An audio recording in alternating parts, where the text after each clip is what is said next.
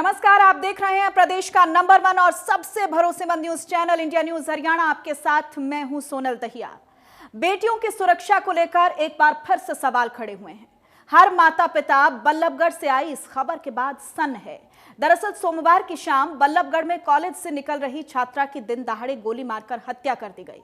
Kidnapping में नाकाम रहने पर बदमाशों ने छात्रा के सिर में गोली मारी। सीसीटीवी फुटेज के आधार पर पुलिस ने दोनों आरोपियों को काबू कर रिमांड पर तो ले लिया, लेकिन परिजनों का आरोप है कि हत्या का आरोपी तौसीफ जबरन लड़की का धर्म परिवर्तन करवाना चाहता था।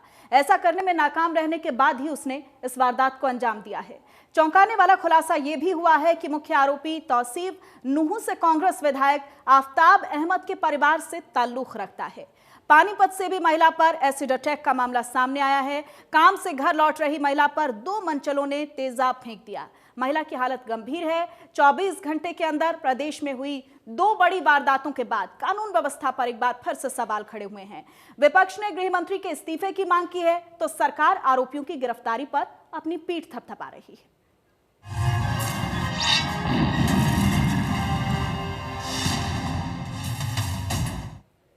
बल्लभगढ़ और पानीपत से ये 2 वारदातें यहां पर सामने आई हैं। सीसीटीवी फुटेज आपको हम दिखाते हैं। पहली तस्वीर बल्लभगढ़ की है, जहां पर सीसीटीवी फुटेज में आप साफ देख सकते हैं किस तरह से छात्रा को दिन दहाड़े मौत के घाट उतार दिया गया। कार सवार आरोपियों ने पहले छात्रा के अपहरण की कोशिश की, नाकाम रहने पर सिर से पिस्टल सटाकर गोली मार दी। दूसरी तस्वीर आप पानीपत की देख रहे हैं, जहां मनचलों ने महिला पर तेजाब फेंक दिया।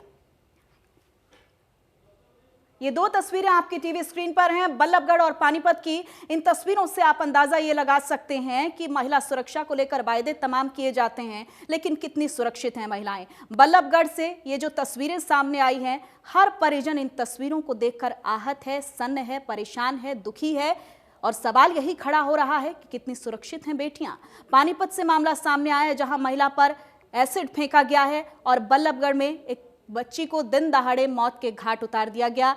और ये मामला कहीं ना कहीं लव जिहाद का निकलकर सामने आ रहा है, क्योंकि जो लड़की के परिजन हैं उनका कहना है कि लगातार शादी का दबाव उनकी बेटी पर बनाया जा रहा था और अपहरण की कोशिश यहां पर की गई। जैसे ही नाकाम रहे तो दोनों आरोपियों ने पिस्टल से लड़की को मौत के घाट उतार दिया गया। हालांकि दोनों जो आरोपी हैं वो रिमांड पर ले लिए गए हैं। 2 दिन की पुलिस रिमांड पर लिए गए हैं दोनों आरोपी। और इस पूरे मामले पर लगातार लोगों का गुस्सा भी नजर आ रहा है। बल्लभगढ़ में हुई छात्रा की हत्या के मामले में खुलासा यह भी हुआ है कि आरोपी छात्रा का धर्म परिवर्तन करवाना चाहता था। इंडिया न्यूज हरियाणा से खास बातचीत में निकिता के पिता ने इसे लव जिहाद का मामला बताया है। निकिता हत्याकांड के मामले में निकिता के पिता हमारे साथ हैं, उनसे बात करेंगे। चूँकि लगातार डिमांड की गई है परिवार की तरफ से कई तरह की। मूलचंद शर्मा कैबिनेट मंत्री उनसे पहुँचे हैं। सर, मूलचंद जी पहुँचे हैं, क्या परिवार की तरफ से उनके सामने मांगे रखी गई हैं?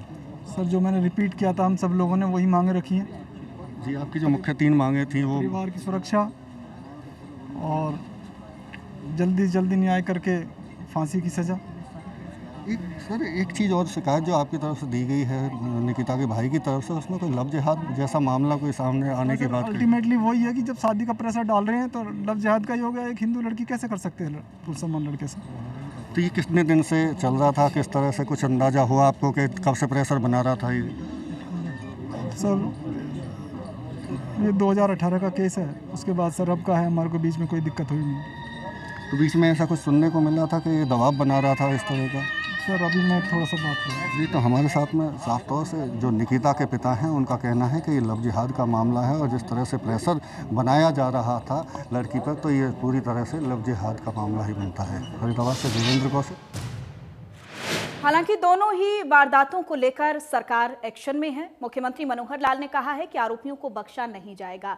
गृह मंत्री अनिल विज ने कहा है कि पुलिस लगातार काम कर रही है।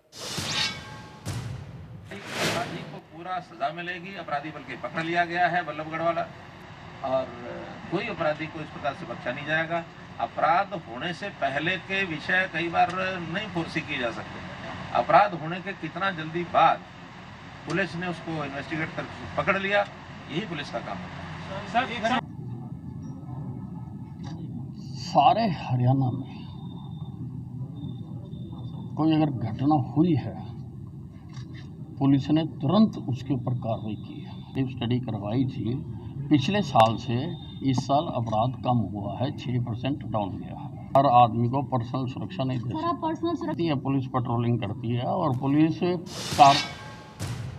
और इन दोनों वारदातों के बाद, और न केवल ये दो वारदातें, लगातार इस तरह की वारदातें सामने आ रही हैं और तमाम बड़े सवाल खड़े हो रहे हैं कि आखिरकार कब सुरक्षित होंगी बेटियां। लगातार दावे तमाम किए जाते हैं, लेकिन बेटियां कब सुरक्षित होंगी, ये एक बड़ा सवाल इस मुद्दे के बाद लगातार उठ रहा है। और हरियाणा में लव जिहाद की एंट्री यहां पर हो गई है, ये एक बड़ा सवाल है। लव जिहाद के मायने क्या हैं, ये लगातार बड़े सवाल यहां पर खड़े हो रहे हैं। हमारे साथ तमाम मेहमान भी जुड़ गए हैं। प्रवीण अत्रे हैं, बीजेपी के प्रवक्ता हमारे साथ जुड़ गए हैं। प्रोफेसर राय सिंह, प्रवक्ता हैं कांग्रेस के, हमारे साथ जुड़ गए हैं। आप दोनों का बहुत बहुत स्वागत है। प्रवीण अत्रे जी, सबसे पहले आपके पास मैं यहाँ पर आना चाहूंगी। तमाम तरह के दावे आपकी तरफ से किए जाते हैं, और न केवल आपकी तरफ से, देखिए तमाम सरकारों की तरफ से अभियान चलाए जाते हैं, बेटी बचाओ बेटी पढ़ाओ, लेकिन कितनी सुरक्षित हैं बेटियां सर? देखिए सोनल, जहां तक दावों की बात है, अगर आप आंकड़ों पे गौर करेंगे तो आप पाएंगे कि अगर हम पूर्ववर्ती सरकार की बात करें और वर्तमान सरकार की बात करें, और दोनों सरकारों के बीच में अपराध के आंकड़ों की अगर तुलना करेंगे तो स्पष्ट नजर आएगा कि वर्तमान सरकार के कार्यकाल के अंदर अपराध के अंदर कमी आई है, विशेष तौर पे महिलाओं के प्रति अपराध। लेकिन हम जिस वजह से आज चर्चा कर रहे हैं, जिस तरह से बल्लभगढ़ की जो घटना घटी है, निंदनीय घटना है, दुखद घटना है, लेकिन आप देखेंगे कि पुलिस ने जिस तत्परता से घटना के बाद काम किया है, जिस तरह से दोनों अपराधियों को पकड़ा, पुलिस की तत्परता स्पष्ट नजर आती है। और कहीं ना कहीं जो पीड़ित परिवार है, पीड़ित परिवार ने भी मीडिया के सामने, खासतौर पे पीड़िता के पिता की बात करूं, ये बात कही कि पुलिस ने जिस तेजी से काम किया, अपराधियों को पकड़ा, उससे वो संतुष्ट हैं। हाँ, उनकी कुछ मांगे थी, जैसे कि उन्होंने कहा कि मामला फास्ट ट्रैक कोर्ट में चले, तो स्वाभाविक है क्योंकि हरियाणा के अंदर वर्तमान सरकार ने इस तरह के अपराध के लिए फास्ट ट्रैक कोर्ट बनाई हुई है, तो उसका मामला फास्ट ट्रैक कोर्ट में चलेगा। एसआईटी का गठन कर दिया गया है जो इस मामले की विस्तृत जांच करेगी, और भी जो लोग इस मामले में संलिप्त हैं, चाहे वो किसी भी तरह से है, उनके खिलाफ भी कार्रवाई हो, ये सुनिश्चित किया जाएगा।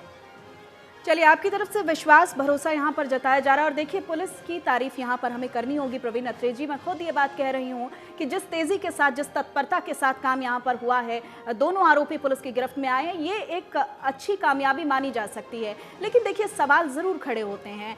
एक घटना का मैं जिक्र यहाँ पर नहीं कर रही हूँ, हम दो घटनाओं के बारे में आज अचानक से हुई हैं तो हम इस मुद्दे पर बहस कर रहे हैं, लेकिन पिछली जो घटनाएं हैं, एक के बाद एक जो वारदातें हैं, दिन दहाड़े गोली मारने का जो हौसला है ना, वो कहां से आता है सर?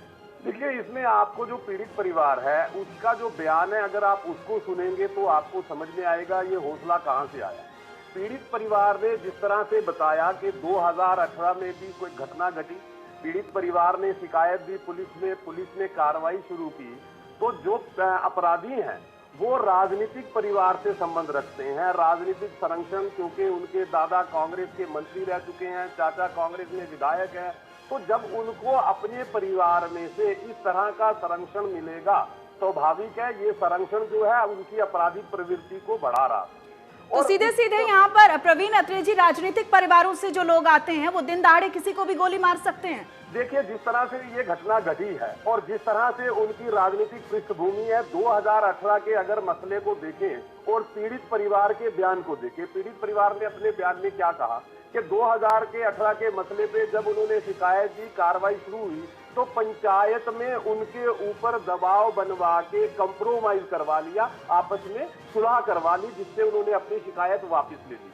क्या इसे स्पष्ट समझ में नहीं आता कि अपनी जो ये बात ठीक है, ये मैं मानती हूँ, ये बात यहाँ पर कही गई है पीड़िता के जो पिता हैं उनकी तरफ से कि लोकलाज समाज, और देखिए ये लोकलाज समाज जो वो एक मुद्दे में नहीं है, हम लगातार ऐसा देख रहे हैं कि बेटियां बार बार अपने परिजनों को शिकायत भी करती हैं, लेकिन ये जो लोकलाज समाज का ये जो तमगा है ना, इसकी वजह से कहीं ना कहीं बेटियों को इस तरह की आहुति देनी पड़ती है, और आए दिन हम देख रहे हैं यहाँ पर प्रवीण अत्रे जी। लेकिन सवाल मेरा वहीं पर फिर से खड़ा है कि क्या राजनीतिक परिवारों से जो लोग आते हैं, इतनी हौसला उनका बढ़ जाता है, दिन दहाड़े वो गोली मार देते हैं? लोक लाज समाज को आप परे छोड़ दीजिए यहाँ पर। देखिए, नहीं, ये आप सभी के बारे में ये बात नहीं कह सकते, लेकिन जिन लोगों की प्रवृत्ति आपराधिक हो, जिनको अच्छे संस्कार ना मिले हो, ये उस तरह का एक उदाहरण है। और जिस तरह से संस्कारों के अभाव में परिवार का संरक्षण, उस संरक्षण की वजह से अपराध की प्रवृत्ति बढ़ना कहीं ना कहीं ये भी दर्शाता है कि जिस तरह की राजनीतिक सोच से लोग जुड़े हुए थे वो राजनीतिक सोच ठीक है। में ही कमी है। प्रोफेसर राय सिंह से मैं जवाब लूंगी। देखिए प्रोफेसर राय सिंह जी, ये बहस का मुद्दा राजनीतिक दिशा में ना जाए, मेरी कोशिश यही है कि बेटी के इंसाफ की बात हो रही है और बेटी के इंसाफ की बात यहाँ पर हो, इस मुद्दे का राजनीतिकरण बिल्कुल ना हो। लेकिन सवाल देखिए यहाँ पर उठाए जा रहे हैं प्रोफेसर राय सिंह जी कि कांग्रेस का बैकग्राउंड यहाँ पर नजर आ रहा है, जो आरोपी है उसका, उस पर आपका रिएक्शन यहाँ पर क्या है? एक बेटी के पिता होने के नाते आपसे मेरा सवाल है, ना कि किसी राजनीति से प्रेरित होकर आपका जवाब आए। पहले तो हमारे प्रदेश में जो घटना घटी है इसकी मैं निंदा करता हूं। मुझे दुख है कि हमारी एक बेटी हमारे बीच में नहीं रही। रही बात राजनीति ना हो, मेरे मित्र कृष्ण अत्री जी ने राजनीतिक बात को शुरुआत कर दिया। हालांकि उन्होंने कुछ बातों को बड़े महत्वपूर्ण तरीके से रखा कि संस्कार और परिवार का पालन पोषण प्रत्येक व्यक्ति की छवि, उसका व्यवहार समाज में प्रदर्शित करता है। मैं समझता हूं कि इस प्रकार से हमें संस्कारों के साथ समाज में आगे बढ़ना है और ये सवाल केवल कांग्रेस और भाजपा की प्रवृत्ति का नहीं है।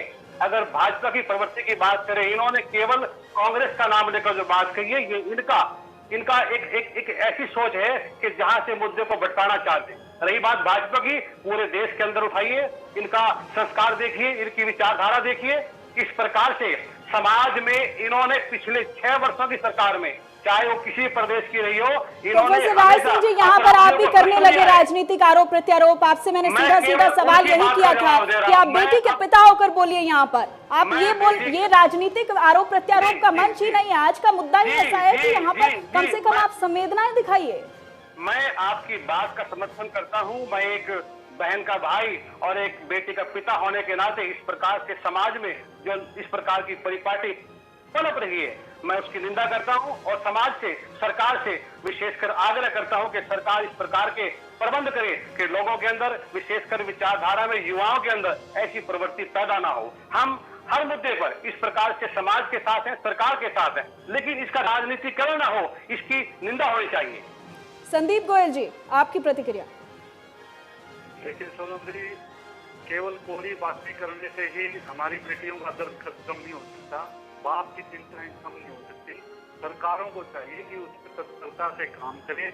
अगर आप भारतीय जनता पार्टी के शासन की बात करें, मैं राजनीति से थोड़ा सा इसमें मैं जोड़ना चाहूंगा, क्योंकि निर्भया कांड होने के बाद में हरियाणा प्रदेश के अंदर 2016 से लेकर 2019 के बीच में 16 करोड़ रुपए हरियाणा सरकार को मिले थे निर्भया कांड के होने के बाद, कि आप बेटियों की सुरक्षा और उनके उत्थान के लिए और उनको बचाव करने के लिए विभिन्न प्रकार की योजनाएं लाकर उनको इस्तेमाल करें। परंतु भारतीय जनता पार्टी की सरकार बेटी बचाओ बेटी पढ़ाओ का नारा तो देती है, परंतु बेटियों की सुरक्षा के अंदर जो 16 करोड़ रुपए खर्च करने थे, उसमें से मात्र केवल और केवल 6 करोड़ रुपए खर्च कर पाए। आप ये हाल 2020 में भी रहा। 40 करोड़ रुपए जब हरियाणा सरकार को मिले थे, तो उस 40 करोड़ रुपए में से मात्र केवल 10 करोड़ रुपए ही खर्च पाए। ये चौथे हिस्से का इस्तेमाल जो बेटियों की सुरक्षा के लिए कर पा रहे हैं, ये बेटियों को क्या सुरक्षा दे पाएंगे? मात्र केवल कोरी बातें करने से हमारी बेटियों को सुरक्षा नहीं मिल जाती। आज प्रदेश में लगभग, अगर हालात देखें तो, मैं जो प्रवीण अत्रे जी बता रहे थे कि पूर्व की सरकारों और आज की सरकारों में महिला विरुद्ध अपराध की बात, 2004-5 में चौधरी ओम प्रकाश चौटाला जी के शासनकाल में मात्र केवल 4000। चलिए ठीक है, अब यहाँ पर राजनीतिक उपलब्धियां गिनवाने लगे आप। गीता राठी जी, मैं आपके पास यहाँ पर आऊंगी।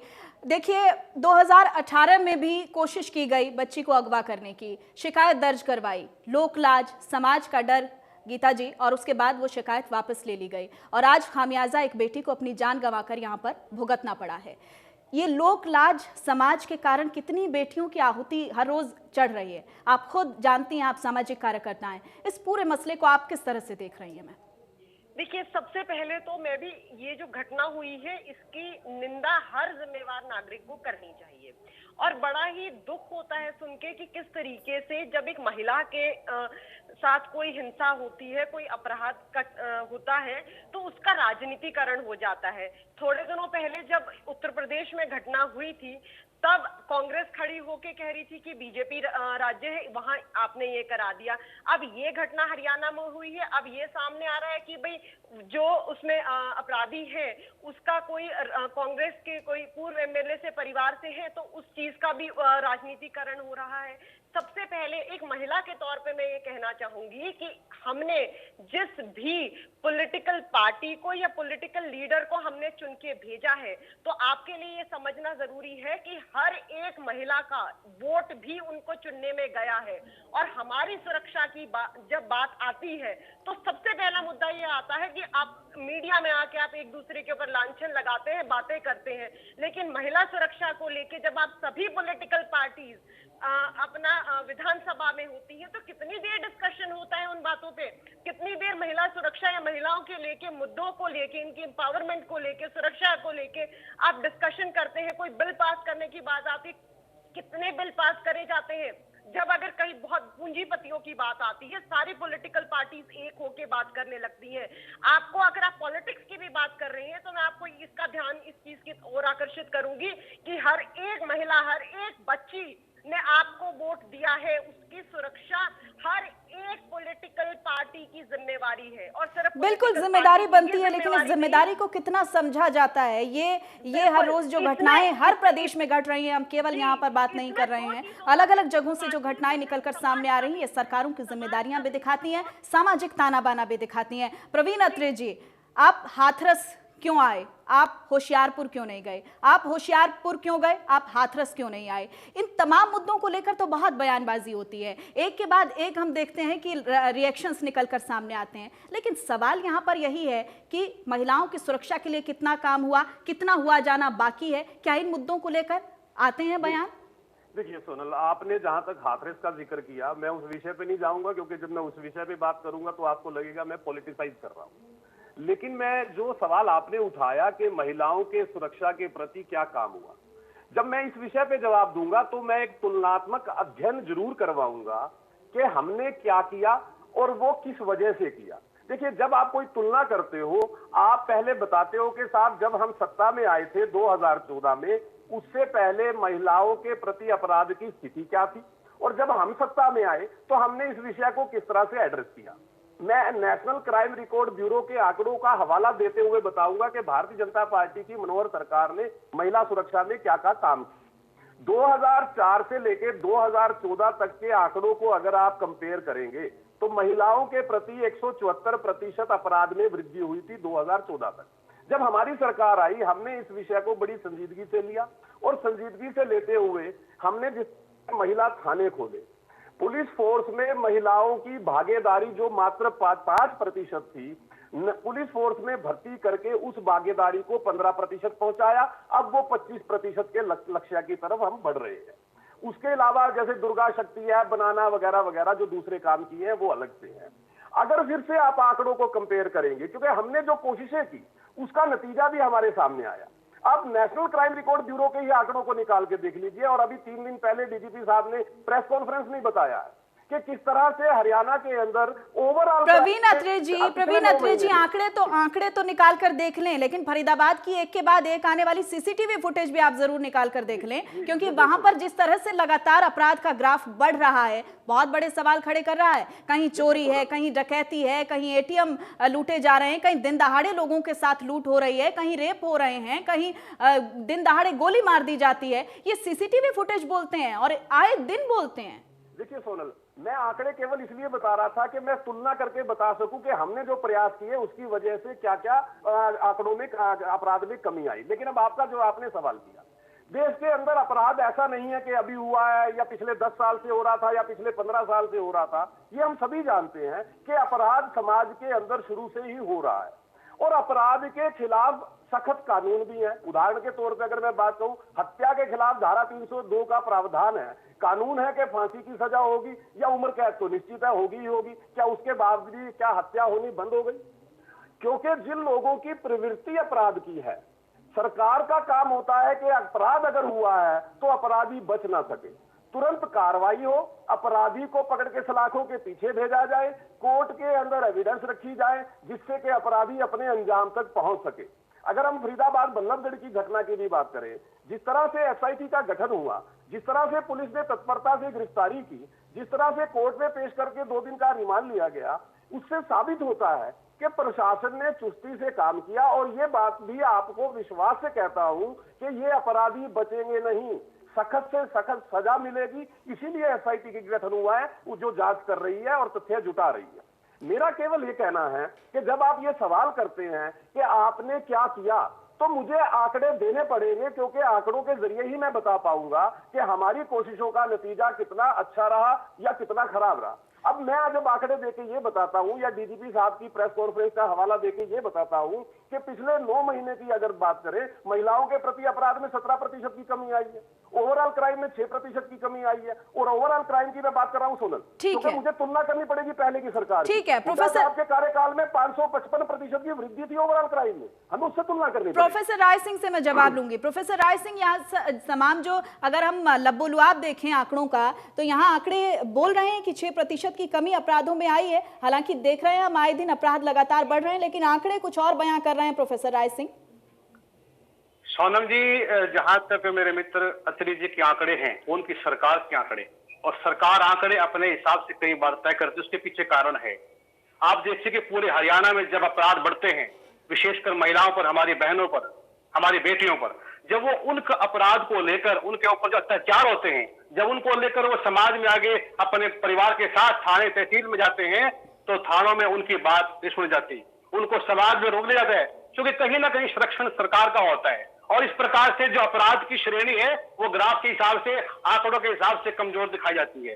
दरअसल पर समाज के अंदर, विशेषकर हरियाणा सरकार महिलाओं को लेकर, विशेषकर हमारी बच्चियों को लेकर उनकी सुरक्षा देने में नाकाम साबित रही है। इनके आंकड़े, चाहे वो क्राइम का हो, चाहे समाज की ग्रोथ का हो, उद्योग का हो, धंधे का हो, किसी प्रकार का हो, इनके आंकड़े केवल अपने हिसाब से बनाए जाते हैं, और ये आंकड़ों के फर्जी माहिर हैं। ठीक है, आंकड़े तो तमाम सरकारों के अपने हिसाब से ही बनाए जाते हैं, चाहे वो कांग्रेस हो, बीजेपी हो या कोई भी सरकार हो। लगातार आंकड़े तो हम देखते हैं कि जो कहा जाता है उसमें सच्चाई कुछ और ही निकलकर सामने आती है। गीता जी, आपके पास मैं आऊंगी इस मुद्दे को लेकर। देखिए, मैंने पहले भी सवाल आपसे यही किया था, एक सामाजिक कार्यकर्ता होने के नाते हम यहाँ समाज के ताने बाने की बात मैं आपसे करूंगी। इस मुद्दे पर पॉलिटिक्स नहीं, इस मुद्दे पर सिर्फ समाज की सोच की बात मैं आपसे करूंगी, क्योंकि जैसे देखा 2018 में, अगर उसी वक्त शिकायत की जाती परिवार की तरफ से, एक बोल्ड डिसीजन यहां पर लिया जाता, तो आज वो बेटी हम सबके साथ होती, हम सबके बीच होती। लेकिन कहीं ना कहीं एक दबाव रहा, एक प्रेशराइज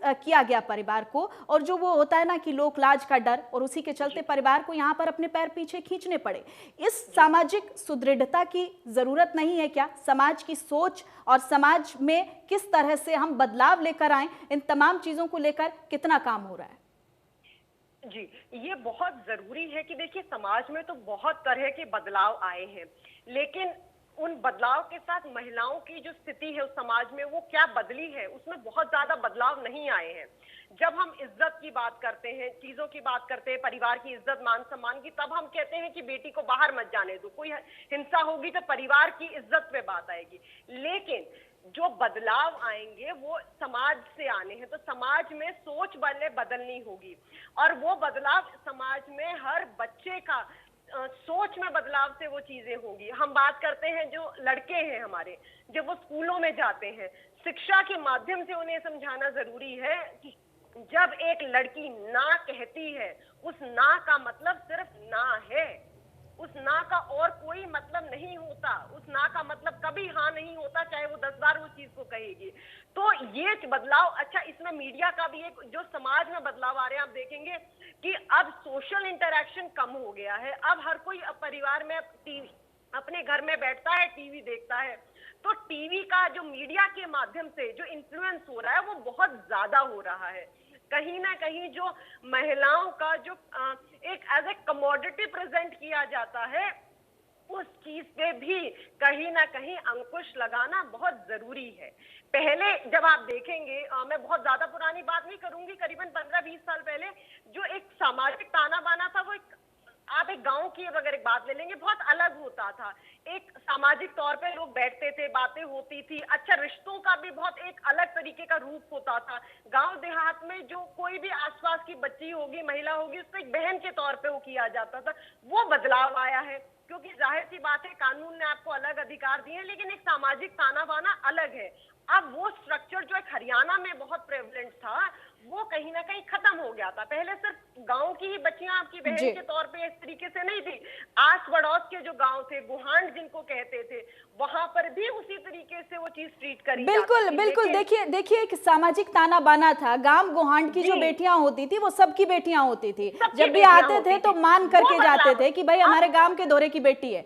तो ये जो चीजें थी, अब धीरे धीरे कहीं ना कहीं वो जो एक सामाजिक ताना बाना है वो टूटता चला जा रहा है। बहुत एक इम्पोर्टेंट आप चीज देखेंगे, जो सामाजिक तौर पे पहले बैठकें होती थी, अब वो बैठकें नहीं रही हैं। जिन बैठकों में बड़े बुजुर्ग बैठ के बच्चों को वो शिक्षा, वो मॉरल एजुकेशन की जो बात आती थी, वो मॉरल एजुकेशन इन्हीं माध्यम से आती थी, इसी तरीके के सोशल इंटरैक्शन से आती थी। कहीं ना कहीं वो एक लिंक मॉडर्नाइजेशन के नाम पे टूट गया है। तो हमें ये देखना है, ये इंट्रोस्पेक्ट करने की बात है, क्या हम जो भी चीजें अपना रहे हैं मॉडर्नाइजेशन के तौर पे, क्या वो हमारे समाज को, हमारे अपना जो सोशल स्ट्रक्चर, सोशल सेटअप है, उसको सूट बिल्कुल। करती इस पर एक बहुत रिसर्च की भी जरूरत है। आप बहुत सही कह रही हैं, और ये एक बहुत बड़ा शोध का विषय है। धीरे धीरे जिस तरह से अपराधों का आंकड़ा बढ़ रहा है, हम यहाँ पर सरकारों पर दोष ठहरा सकते हैं, हम तमाम चीजें, प्रशासन को यहाँ पर हम दोषी ठहरा सकते हैं। अगर मामलों में देरी होती है, हम न्याय व्यवस्था पर भी हम यहाँ सवाल उठा सकते हैं। लेकिन सवाल यहाँ पर यही है कि जो सामाजिक ताना बाना धीरे धीरे जो एक डिग्रेडेशन की तरफ जा रहा है, ये एक बड़ा रिसर्च का विषय है। गीता जी, संदीप जी, मैं आपके पास यहाँ पर आऊंगी। देखिए, विकास की बात लगातार कही जा रही है, लेकिन ये कैसा विकास? जिस विकास में हम लगातार देख रहे हैं कि विध्वंस हो रहा है, हर दिन हो रहा है, ये कैसा विकास?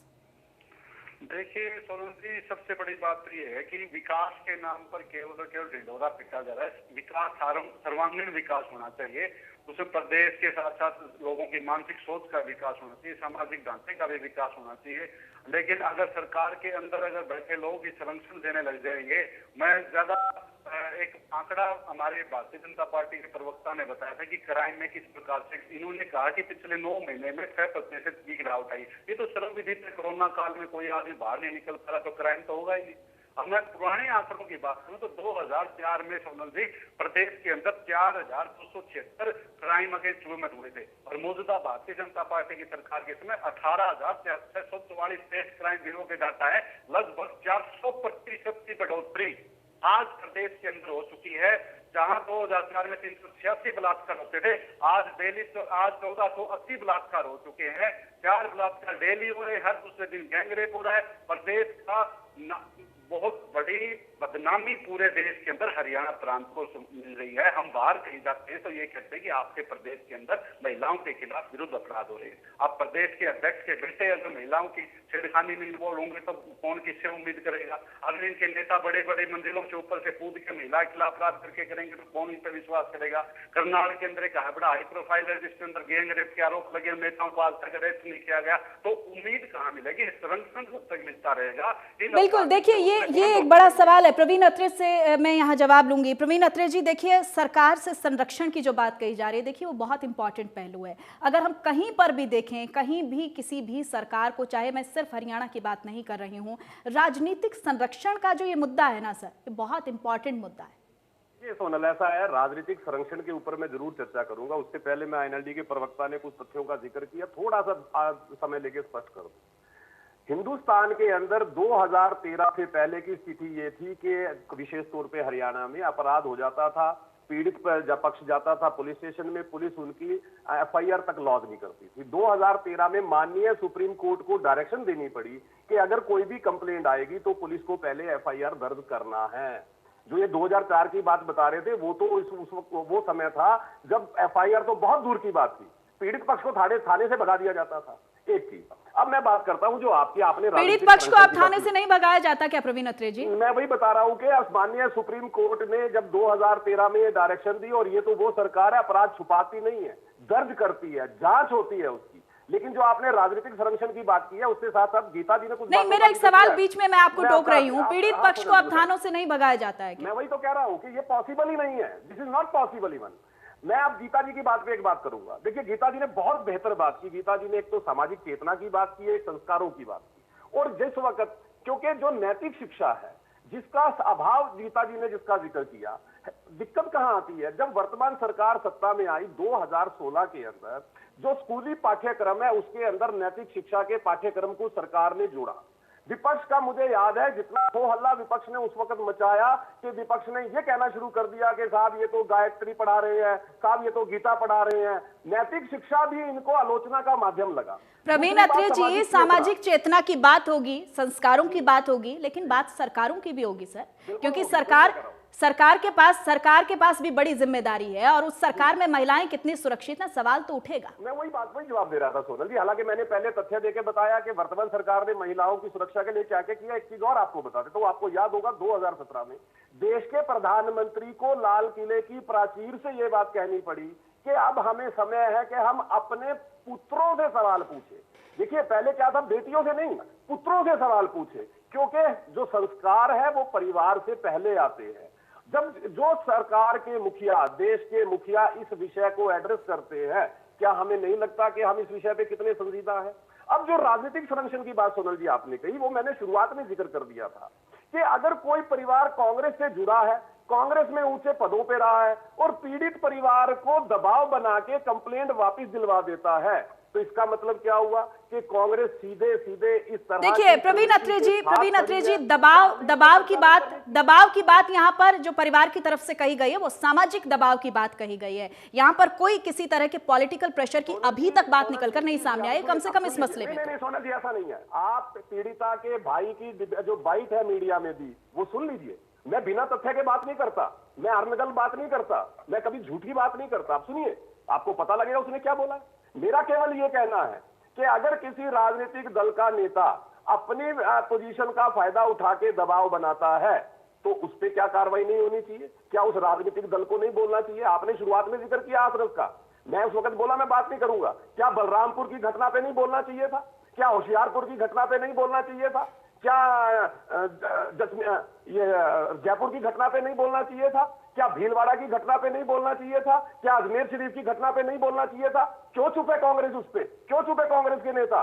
जहां पे बोलने की जरूरत थी वहां चुप्पी साध लो, और राजनीति करने के लिए आप केवल बात करो, ये नहीं चलेगा। इस बात को, इस चीज को, इस सोच को देश और प्रदेश की जनता बेहतर समझती है। यहाँ फरीदाबाद बल्लभगढ़ की घटना में पुलिस की तत्परता की प्रशंसा नहीं कर सके मित्र। इस बात की तारीफ तो कर ही रहे हैं प्रवीण अत्रे जी, इस बात की तारीफ तो हो ही रही है। दो दिन के भीतर अगर आरोपी पुलिस की गिरफ्त में आ जाते हैं तो इस बात की सबसे पहले देखिए, जब मैंने शुरू किया था बहस को उस वक्त मैंने खुद तारीफ की थी कि यहाँ पर प्रशासन की पीठ थपथपानी होगी और इसी तेजी की जरूरत है, इसी तेजी की जरूरत है, तभी अपराध के ग्राफ में कहीं ना कहीं कमी आ सकती है। आपकी बात नहीं कर रहा हूँ, आप पत्रकार हैं, आप मीडिया हाउस हैं, आपकी जिम्मेदारी है जो सच है वो दिखाएं, जो सच है वो कहें। मैं आपकी बात नहीं कर रहा हूं, मैं बात इन विपक्षी मित्रों की कर रहा हूं। चलिए ठीक है, मैं जवाब लेती हूं। पुलिस की कार्यशैली की प्रशंसा नहीं कर सके, एक बार ये नहीं कह सके कि पुलिस ने बहुत तेजी से काम किया, बधाई की पात्र है। प्रोफेसर राय सिंह आपसे जवाब लूंगी। पूनम जी, किशन अत्री जी ने अभी विचारधारा का जो नया चोला भाजपा के रूप में पहना है, इन्हें इस बात का आभास होना चाहिए कि हरियाणा प्रदेश के मुख्यमंत्री का गृह जिला है करनाल, और वहां पर एक महिला के साथ पिछले 3 महीने से संरक्षण देकर किस प्रकार से उसको पीड़ित किया गया, क्या उस घटना की निंदा करेंगे?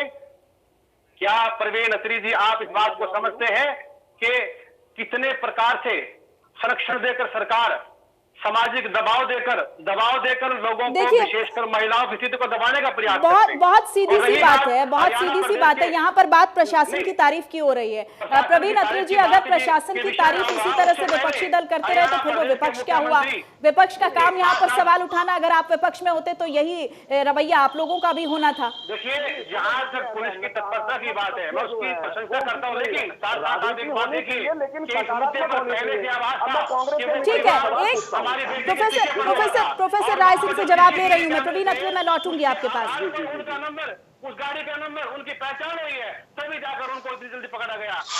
अगर ये इतने ही महिलाओं की पेशी है, सरकार इतना अपराध को दबाने का प्रयास करती है, तो आज तक भी करनाल में चलिए लगता है किसी करते हैं। ठीक है, गीता जी आपसे मैं जवाब यहाँ पर लूंगी। देखिए ठीक है प्रोफेसर राय सिंह जी और मेहमान भी जुड़े हुए हैं, उनसे भी इंटरेक्ट करना है। सामाजिक परिवेश में आज संस्कारों का महत्व है और हमें अपने सामाजिक परिवेश में महत्व को समझते हुए अपने परिवार को आगे बढ़ाने के लिए, समाज में एकता के लिए, समाज में इस प्रकार के अपराध ना हो, हम सबकी जिम्मेवारी है, आप सबकी जिम्मेवारी है। उसमें हम पार्टी विचारधारा के साथ मिलकर सहयोग करने को तैयार हैं। और रही बात, अगर कहीं पर भी कांग्रेस का सक्षम या किसी बात की जो आरोप ठीक है करते हैं कि अपराधी को प्रवीण अत्री जी, ठीक है, मैं लौटूंगी आपके पास, मैं गीता जी से जवाब यहाँ पर लूंगी। गीता जी देखिए, विकास की बात तमाम कही जा रही है। गीता जी, आपसे मेरा सवाल है कि विकास की बातें यहाँ पर हो रही हैं, लगातार हो रही हैं कि हमने ये किया है, हमने वो किया है, लेकिन सवाल यहाँ पर फिर से वही आकर खड़ा हो जाता है कि चमचमाते हाईवे तो हैं, लेकिन कोई ऐसी गली, कोई ऐसी सड़क नहीं है जहां बेटियां बेखौफ होकर घूम सके। जी देखिए, मैं वही बात आपको कह रही थी सोनल, जब हम डेवलपमेंट की बात कर रहे हैं, विकास की बात कर रहे हैं, क्या एक राज्य की आधी आबादी को छोड़ के आप विकास कर सकते हैं? और वो आधी आबादी इस राज्य की महिलाएं, बच्चियां हैं। तो इसमें दो चीजें हैं। पहला काम है समाज का, जो बदलाव समाज में जागरूकता पैदा करके लेके आए जाएंगे। दूसरा है लॉ एनफोर्समेंट एजेंसीज का। जब भी सरकार की बात आती है, आंकड़ों की बात आती है, देखिए मिनिस्ट्रीज में आंकड़े तो बहुत दिखा दिए जाते हैं, फंड्स भी जस्टिफाई कर दिए जाते हैं, लेकिन असल में देखना यह है जब इस तरह के कार्यक्रम होते हैं तो उनके सोशल ऑडिटिंग क्या होती है, क्या वो इस तरह के कार्यक्रम, जागरूकता के कार्यक्रमों का वाकई समाज पे कोई असर दिख रहा है, बदलाव आ रहे हैं। पहले एक बात आई है बीच में कि हमने बहुत पुलिस फोर्सेस में महिलाओं को आरक्षण देके महिलाओं को लेके आ गए। बिल्कुल सही बात है, महिलाओं को हम लेके आए, लेकिन क्या उन महिला पुलिस कर्मियों के आने से कोई बदलाव आया है महिलाओं के खिलाफ होने वाले अपराधों को रोकने में? महिलाओं को लाया गया था पुलिस फोर्सेस में ताकि एक सेंसिटाइजेशन क्रिएट किया जाए, ताकि एक महिला के खिलाफ अगर एक अपराध होता है तो वो एक महिला पुलिसकर्मी के पास जाने में थोड़ी सहज होगी, वो एक आराम से जाके अपनी बात रख पाएगी। लेकिन देखने में क्या आता है कि जो हमारी अब महिला पुलिसकर्मी भी, वो सिस्टम इतना हावी हो जाता है, वो पॉलिटिकल प्रेशर्स इतने हावी हो जाते हैं कि वो एक प्रॉपर इंडिपेंडेंट तौर पे क्या ये एजेंसीज काम कर पाती हैं, ये देखना बहुत जरूरी है। दूसरी बात, पुलिस महकमे में जेंडर सेंसिटाइजेशन की बहुत आवश्यकता है। ये बात मैंने कई अलग अलग फोरम्स पे ये चीज कही है।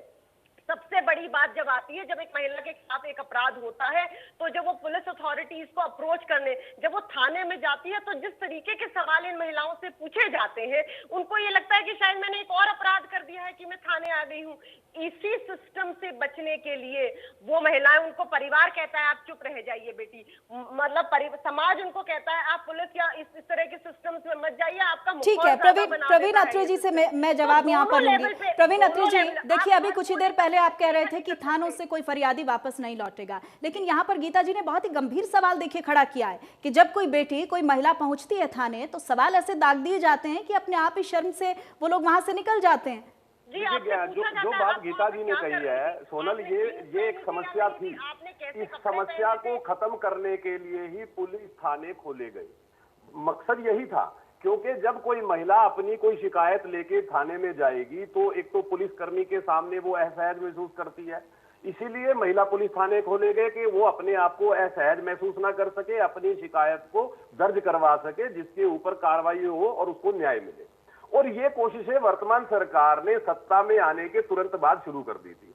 एक बात गीता जी ने और कही है कि पुलिस फोर्स के अंदर महिलाओं की जो भागीदारी बढ़ी है। गीता जी कुछ कहना चाह रही है? प्रवीण अत्री जी रोकूंगी मैं आपको। गीता जी कोई सवाल कर रही है। गीता जी, कह रही हूँ कि ये थाने खुले, पुलिसकर्मी आई, पर क्या उससे बदलाव आया? मकसद जो था बदलाव आया, सवाल यही है प्रवीण अत्री जी, क्या बदलाव आया? देखिए अब वही बात कहूंगा, गीता जी को अब एक मिनट रोकिए। ठीक है गीता जी, जवाब लेते हैं।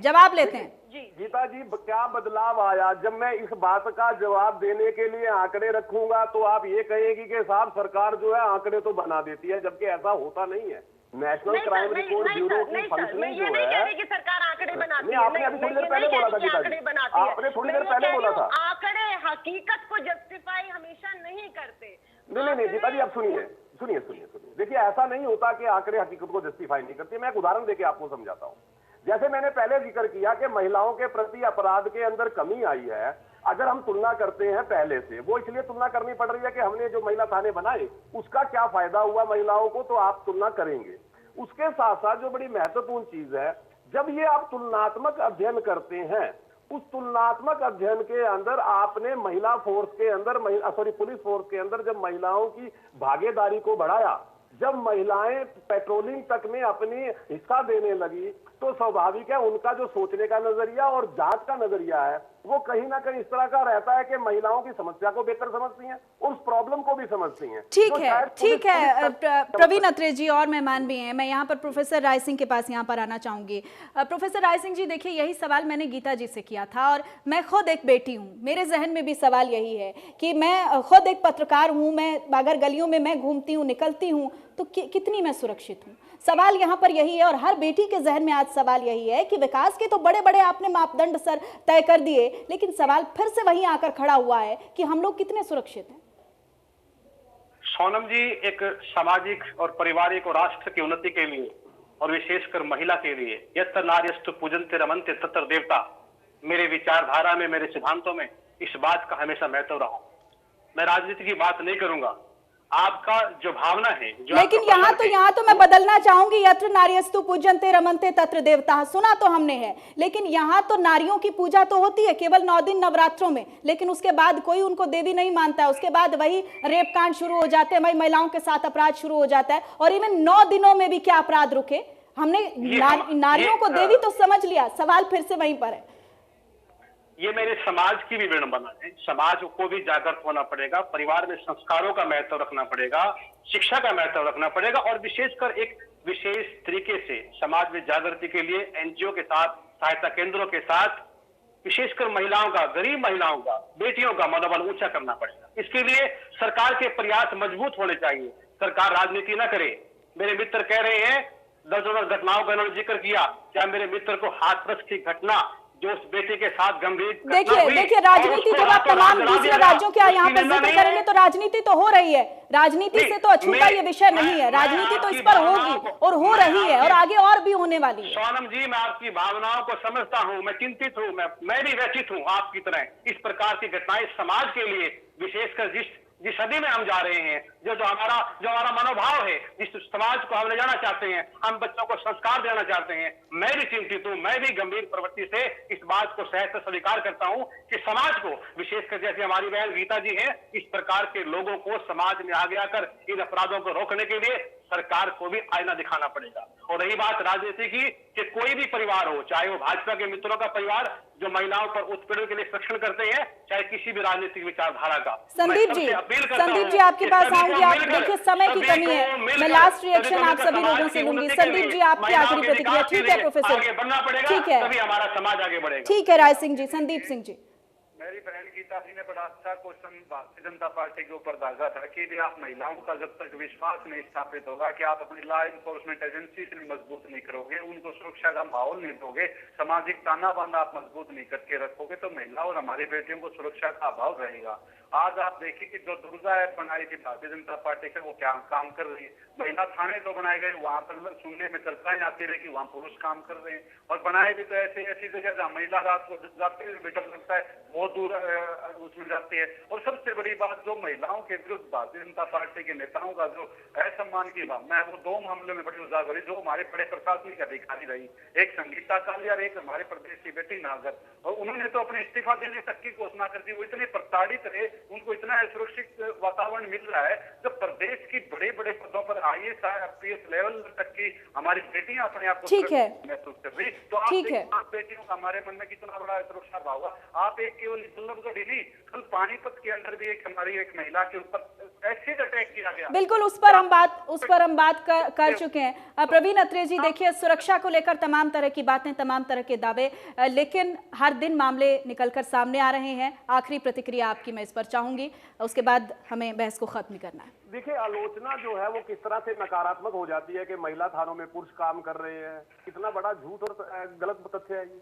दूसरी बात, महिलाओं को अपने आप के अंदर सुरक्षा का भाव मिले, महिलाएं सशक्तिकरण की तरफ बढ़े।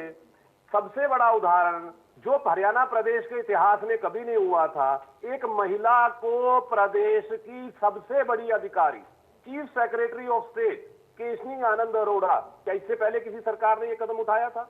आप समझिए थोड़ा सा, मैं जो कहना कोशिश कर रहा हूं। देखिए, मैं यहाँ पे अगर और तथ्य दूंगा, लेकिन एक तथ्य देना बनता है। यत्र नारे पूज्यते रमन्ते तत्र देवता, ये शास्त्रों में कहा है। लेकिन अगर कोई महिला नेत्री, अगर किसी महिला के प्रति अपराध होता है, दिल्ली की 2008 की घटना आपको याद होगी, जब सौम्या के ऊपर गोली चली, तो वहां की जो मुख्यमंत्री शीला दीक्षित थी, उनका बयान आया कि महिलाओं को ज्यादा एडवेंचरस नहीं होना चाहिए।